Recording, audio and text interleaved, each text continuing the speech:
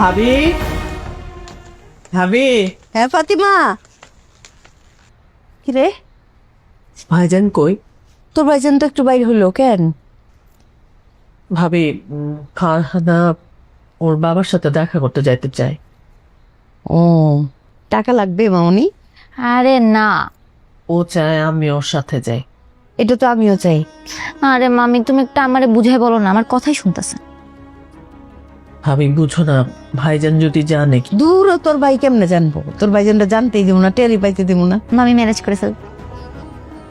কিন্তু তুই রফিকের সাথে দেখা করতে যাবি, এরকম শোক দিবসের পোশাক পরে কেন? হ্যাঁ, সুন্দর একটা শাড়ি পরতি টিপটপ ভাবে সাইজে যায়।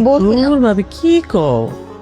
আচ্ছা, তোর আল্লাহর দোহাই লাগে, রফিকের সামনে যায় চেহারাটা এরকম বানায় রাখিস না, একটু হাসি খুশি থাকিস।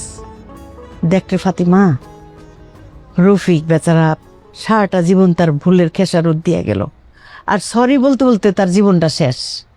একটা মানুষ যখন সরি বলে, তার নিজের ভুলের জন্য অনুতপ্ত হয়, তারে ক্ষমা করে দিতে হয়, তাহলে আল্লাহ খুশি হয়। রফিক কিন্তু মানুষটা ভালো।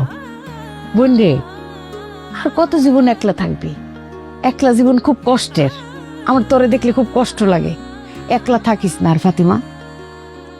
জীবনই তো শেষ হয়ে গেল ভাবি, আর কি আর একলা দোকলা। কোনো জীবন শেষ হয় নাই, আবার নতুন করে সবকিছু শুরু কর। আমি আছি তোর পাশে। খেলে যা। Thank you.